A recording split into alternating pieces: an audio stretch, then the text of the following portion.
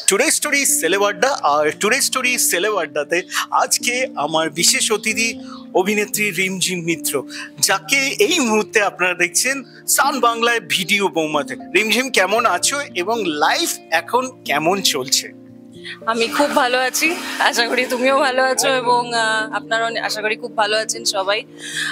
Life তো ভালোই চলছে, সর্টেড এক কথায় বলতে গেলে, কাজ নিয়ে, বাড়ি নিয়ে, সবকিছু নিয়ে বাস বিন্দাস। ছোট ছোট 3-4টে কোয়েশ্চেন তোমাকে করি। প্রথমত, তুমি বেসিক্যালি তোমার শারমেয় যারা রয়েছে তাদেরকে ভীষণ ভালোবাসো এবং তাদের জন্য তোমার এই যে বাইরে কোথাও ঘুরতে যাওয়া, শুটিং বাদে সেগুলো হয় না।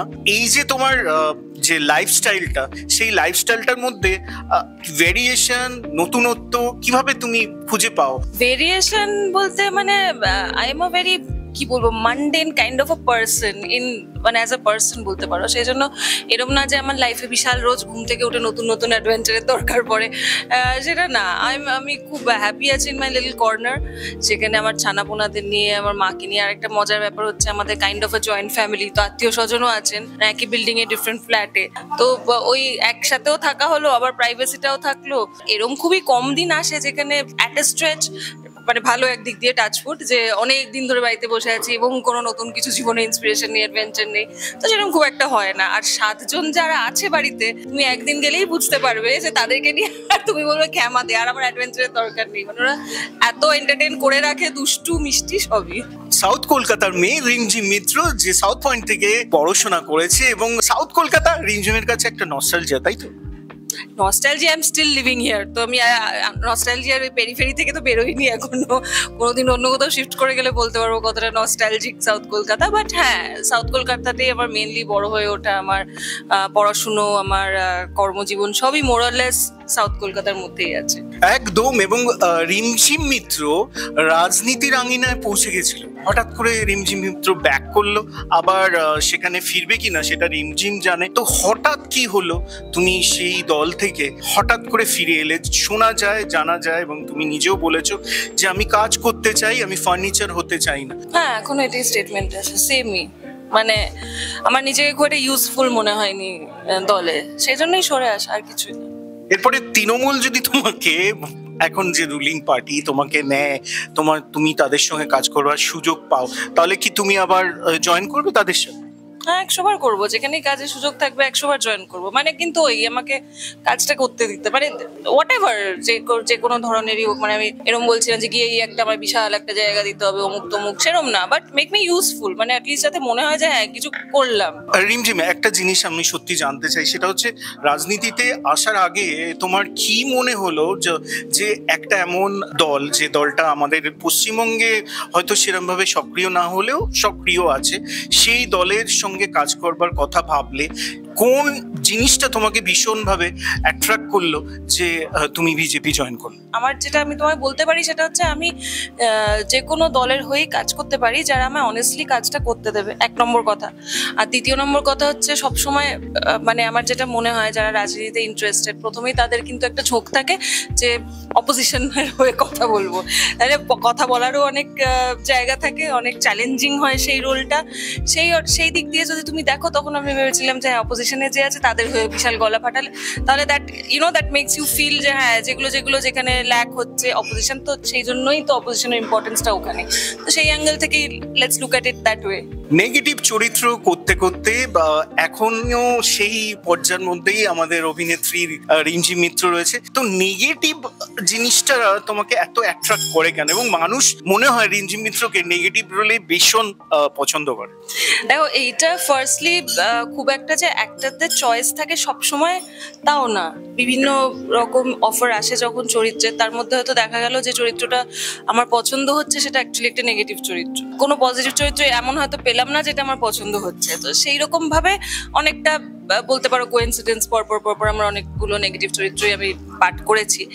আর অন আ লাইটার নোট, হ্যাঁ মানে অনেক সাজগোজ করা যায়, অনেক স্টাইলিশ ভাবে করা যায়। কারণ একটা সোকল্ড একটা নোশন আছে না যে মানে বাড়ির ভালো মেয়ে মানে সে একদম কি বলবো, কোনো রকম সাহসী পোশাক বা সাহসী সাজ বা সাহসী ডায়লগ বলবে না। সে হ্যাঁ বলবে, ডেফিনেটলি বলবে, তার own in her soft toned down way, যেটা অ্যাকসেপ্টেবল টু এভরিবডি, যে দেখেই বলবে, মানে বেসিক্যালি পজিটিভ হিরোইনের পুরো প্যাকেজিংটাই হচ্ছে ওরকম, মানে যা হয় আমাদের যে সে একাই সবকিছু করতে পারে, সবকিছুই করতে পারে, বাট বাস্তবে মানে আমরা তো অনেক ক্ষেত্রেই হেরে যাই এবং সেই সিচুয়েশন আমাদের ফেস করতে হয়, আমরা নিজের মতো করে ফেস করি। হ্যাঁ, সিরিয়ালে যেভাবে দেখানো হয় একটা লার্জার দেন লাইফ, হ্যাঁ মেরে দেবো কেটে দেবো, চোখ বড় বড় করে সারাক্ষণ ডায়লগ বলছি, ওইভাবে হয়তো বলি না, বাট আমাদের মনের মধ্যে মানে মানুষের মধ্যে তো রাগ, হিংসে, ভালোবাসা সব রকম ফিলিংসই আছে, সব রকম ইমোশনসই কাজ করে। সেই আর নেগেটিভ চরিত্রদের সেই সব রকম ডাইমেনশন গুলো দেখানো হয়, এটা নেগেটিভ চরিত্রদের বরঞ্চ একটা প্লাস পয়েন্ট। পজিটিভ চরিত্র যারা করেন তাদের সবসময় নেগেটিভ দিকগুলো দেখানো হয় না, যেগুলো বাস্তব না। মানুষের মধ্যে তো রাগ হিংসে থাকেই, তবেই তো সে মানুষ, তাই জন্য হয়তো নেগেটিভ চরিত্রের সঙ্গে লোকে বেশি রিলেট করতে পারেন। আচ্ছা রিমঝিম, এই যে তোমার এই সৌন্দর্য, এই রহস্যটা কি, এটা কি ভাঙে না কোনোদিন? এত বছর ধরে রিমঝিম মিত্র একই রকম ভাবে আছে, মানুষ তো জানতে চাই এই রহস্যটা কি। সৌন্দর্য দেখো, ডেফিনেশন তোমার কাছে এক, আমার কাছে এক, ওদের কাছে একরকম, প্রত্যেক মানুষের কাছে সৌন্দর্য ডেফিনেশন এক এক রকম। একটা আমার সুবিধা, আমি সবসময় এটা সব জায়গায় বলি, আমি জেনেটিক্যালি খুব ব্লেসড। মানে আমার বাড়ির দিকে কেউ এরকম থ্যাঙ্কফুলি নেই যাকে খুব মানে শরীর চর্চার উপর ভীষণ ভাবে দিতে হয়, টাইম দিতে হয় বা লেবার দিতে হয়। তো সেই জন্য একটু ওইদিকে আমি একটু ফাঁকি মেরেও মোটামুটি কাটিয়ে দিতে পারি। ছোটবেলা থেকে স্পোর্টসে ছিলাম, নাচের মধ্যে ছিলাম, তো অটোমেটিক একটা সবসময় ওই প্র্যাকটিসটা ছিল। একটা মজার কথা তোমায় বলি, আমি এখনো নিজের চুল নিজে কেটে দিই, জানো তো। আমার ছোটবেলায় আমি যখন ছোট ছিলাম তখন আমার খুব ইচ্ছে ছিল, মানে হয় না ছোটবেলায় এক একদিন এক এক রকম অ্যাম্বিশন চেঞ্জ হয়, তো ওই রকম মানে খুব যে কনসেন্ট্রেট করে খুব রূপচর্চা করছি সারাদিন, ওইসব হয় না। বাট ভগবানের আশীর্বাদে সবার ভালোবাসায় যতটুকু আছে আছে।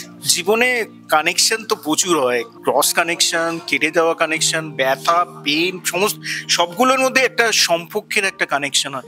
রিমঝিমের জীবনে, ব্যক্তিগত জীবনে এরকম স্থায়ী কানেকশন কি এখনো পর্যন্ত হয়েছে, না ইয়েট টু বিকাম? মানে তুমি এমনি সম্পর্কের কথা বলছো? না, হয়নি সেটা তো না, হয়েছে, but did not work out. তো এখন আমি হ্যাপি আছি, হ্যাপি জোনে, happily single, with my work, with my ছানাপোনাস, আর এই তোমাদের মতো বন্ধু বান্ধবদের সাথে। ব্রেকআপ হওয়ার কারণ? ব্রেকআপ হওয়ার কারণ শোনো, আই বিলিভ যেটা হওয়ার সেটা হবে, যেটা হওয়ার না সেটা হবে না। এবার কেন হলো না এসব নিয়ে পোস্টমর্টম করে কোনো লাভ আছে তুমি বলো তো আমাকে? If you can happily move on, then move on. Why look back and think, oh এটা হলে এটা হতো, ওটা হলে সেটা হতো? Why? পারলে learn from your mistakes, that's all. অত কাটাছেড়া করে লাভ নেই। তো রিমঝিম মিত্র সেই মিস্টেক থেকে সামনে এগোচ্ছে, এবং সেই এগোনোর পথে এখনো কি কোনো জায়গায় কি একটা স্টপেজ এসছে? Not a single one, not a single one. মানে আপনারাও দেখুন, এরা হচ্ছে আমার বন্ধু বান্ধব, হ্যাঁ, খালি আমায় ফাঁসিয়ে দেয় আপনাদের সামনে, এইটা বলো, ওইটা কি হয়েছিল, ওইটা বলো, কাজের কাজ কিছু করবে না। একটা যে স্টপেজে দাঁড়াতে সাহায্য করবে, তুমি ওনাদের সামনে কথা দাও যে তুমি সাহায্য করবে। একদম, আমি কথা দিলাম যদি স্টপেজে ভালো কেউ আসে, কিন্তু ইনগ্রেডিয়েন্টসটা কি থাকবে সেই স্টপেজে দাঁড়ানোর? তো আর কোনো শর্ত থাকবে, সেটা কি? না, আমার ওরকম কোনো প্রিকনসিভড ওরকম আমার নোশন নেই যে এই হতে হবে। আমি একটা মানুষকে দেখে বলতে পারবো যে আমার একে পছন্দ। মানে বেসিক্যালি আমি তো জাজমেন্টাল হওয়ার কেউ নেই, সেই মানুষটাও আমায় জাজ করবেন। মানে আমি বলতে পারবো যে আমি তার সাথে মানে আমাদের পটবে কি পটবে না, আমার দিকটা আমি বলতে পারবো দেখে, মিট করার পর। মানে আগে থেকে ওরকম আমার কিছু ওরকম আইডিয়া নেই যে এই হতে হবে, টল, ডার্ক, হ্যান্ডসাম বা অন্য কিছু, নাথিং লাইক দ্যাট। জীবনে চলার পথে প্রচুর মানুষের পাশে তুমি এসছো, তারা তোমাকে সাপোর্ট করেছে, কিছু মানুষ তোমাকে নিয়ে ফেলে দিয়ে তার ওপর দিয়ে চলে যাওয়ার চেষ্টা করেছে। এই যে সমস্ত কিছু প্রক্রিয়ার মধ্যে দিয়ে গেছো, কোনো সময় মনে হয়নি আমি হাঁটতে হাঁটতে হেরে যেতে যেতে আমি আবার উঠবই? নট রিয়েলি, আমি না সত্যি অত মনেও রাখি না।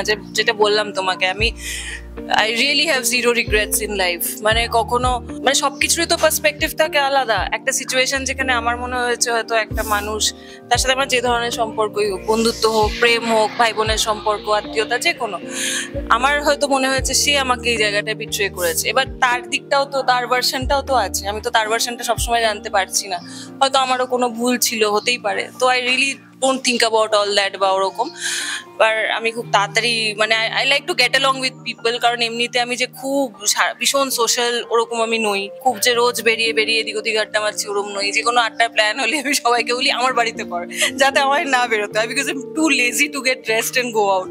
এই যে এত সাজগোজ আপনারা দেখছেন, বেসিক্যালি ভিডিও বোমার শুটিং থেকেই আমাকে চলে আসতে হয়েছে, হাইজ্যাক করে নিয়ে এসেছে, আবার ফিরবো, তাই আমি চেঞ্জ করতে পারিনি। বাট আদারওয়াইজ আমি খুবই মানে বাড়িতে আমরা যেরকম সাধারণভাবে থাকি ওরম ভাবেই থাকি। তো রেডি হওয়াটা আমার কাছে হেভি লেবারের লাগে একটা জিনিস, ওই জন্য সব আড্ডা আমি চেষ্টা করি আমার বাড়িতে করার।